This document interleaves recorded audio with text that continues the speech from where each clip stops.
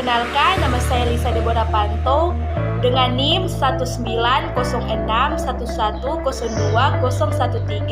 Saya berasal dari kelas 4B1 Manajemen dan saat ini saya akan memenuhi tugas UTS perilaku konsumen. Saat ini saya akan membahas materi pertama mengenai pengenalan perilaku konsumen. Perilaku konsumen ini adalah sebuah kegiatan yang berkaitan erat dengan proses pembelian suatu barang atau jasa. Perilaku konsumen ini juga merupakan hal-hal yang mendasari konsumen untuk membuat suatu keputusan pembelian. Selanjutnya saya akan membahas mengenai etika bisnis dan hak-hak konsumen. Mari kita mengenal tentang pengertian etika berbisnis sebelum kita melangkah lebih jauh untuk memahami poin-poin terusan di dalamnya dan sebagai media ajar berbisnis. Yang dimaksud dengan etika berbisnis adalah sebuah cara untuk menjalankan sebuah bisnis itu sendiri, di mana di dalamnya kita mencakup aspek yang berkaitan dengan perusahaan dan tentu kepada masyarakat itu sendiri. Di dalam beretika ini kita meliputi sikap tepat waktu untuk menghadiri rapat, menyebutkan nama klien dengan baik dan benar, memberikan ucapan terima kasih atau meminta maaf kepada klien apabila kita memiliki kesalahan atau mengucapkan kata yang kurang menyenangkan kepada klien, dan itulah hal-hal yang kecil yang merupakan atau penerapan dalam beretika itu sendiri. Selanjutnya 4 hak konsumen. Yang pertama, hak atas kenyamanan. Kedua, hak untuk memilih barang atau jasa. Dan yang ketiga, hak atas informasi dengan benar, jelas dan jujur. Dan yang terakhir atau yang keempat, hak untuk mendapatkan pembinaan atau untuk pendidikan konsumen. Materi selanjutnya tentang faktor internal yang mempengaruhi perilaku konsumen terhadap persepsi, pembelajaran dan memori, motivasi, the self, personality, lifestyle, dan yang terakhir, values. Selanjutnya, pengaruh internal terhadap persepsi. Persepsi adalah suatu proses untuk membuat seseorang memilih, mengorganisasikan, dan menginterpretasikan rangsangan-rangsangan yang diterima untuk menjadi suatu gambaran yang berarti, lengkap, dan tentang dunianya. Dari definisi tersebut, kita mengetahui bahwa seseorang termotivasi untuk membeli adalah untuk dipengaruhi oleh persepsinya terhadap situasi yang dihadapinya, sedangkan apa yang dipersepsikan seseorang cukup berbeda dengan kenyataan yang objektif. Selanjutnya, pengaruh internal terhadap pembelajaran dan memori. Belajar yang sangat penting itu adalah proses dari konsumsi. Pada kenyataannya, perilaku konsumen yang sebagian besar tingkah laku yang dipelajari.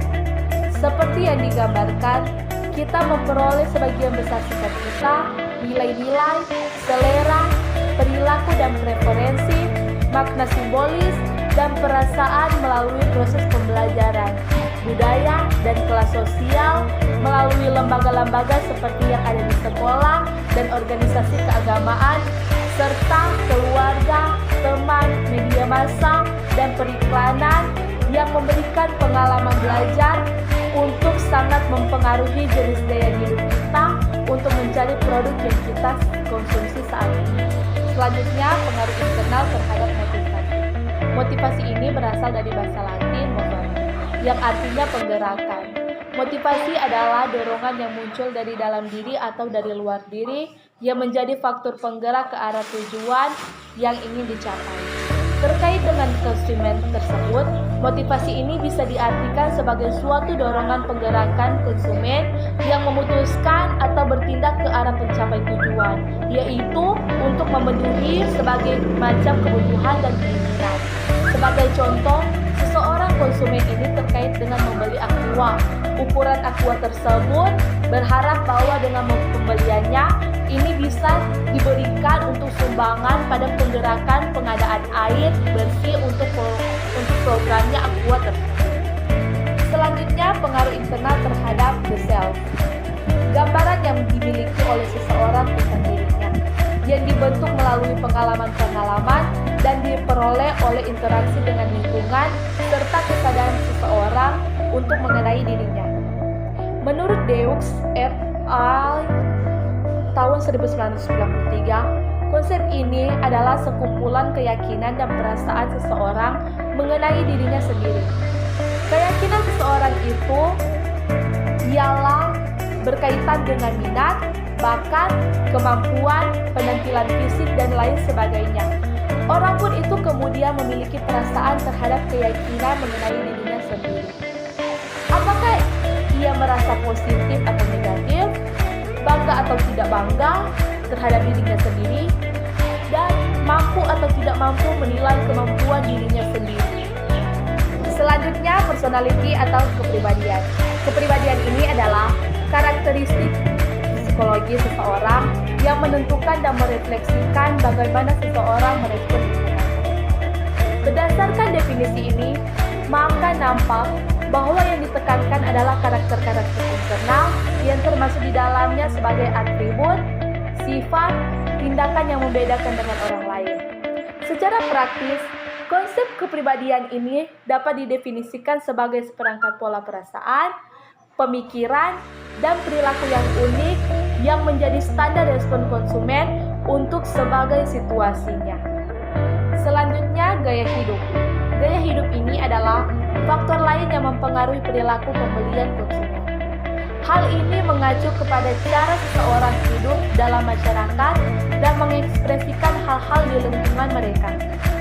Ini ditentukan oleh minat, opini, dan kegiatan untuk membentuk keseluruh pola bertindak dan berinteraksi kepada nilai sekitar. Ekspresi keluar dari nilai-nilai kebutuhan-kebutuhan konsumen dalam menggambarkan gaya hidup konsumen dan dapat dilihat bagaimana mereka hidup dan mengekspresikan nilai-nilai yang dianut untuk memuaskan kebutuhannya. Selanjutnya, nilai-nilai atau values. Nilai-nilai ini merupakan kata sifat yang selalu terkait dengan kata benda, barang, orang, atau hal-hal tertentu yang menyertai kata tersebut. Nilai adalah sebuah konsep yang abstrak dan hanya bisa dipahami jika dikaitkan dengan kata benda, barang, atau orang dengan hal-hal tertentu. Pengkaitan ini dengan nilai yang hal-hal tertentu itulah yang menjadikan benda, barang, atau hal-hal tertentu yang dianggap memiliki makna dan manfaat. Dengan demikian, yang dimaksud dengan nilai adalah prinsip, tujuan, atau standar sosial yang dipertahankan oleh seseorang atau sekelompok orang atau masyarakat yang dikarenakan intrinsik mengandung makna tersebut. Itu saja materi dari perilaku konsumen, dan saat ini saya akan memberikan pendapat atau alasan saya tentang perilaku konsumen tersebut. Yang pertama, analisis konsumen sebagai dasar manajemen pemasaran. Yang kedua, perilaku konsumen yang harus memainkan peranan yang penting dalam pengembangan kebijakan publik.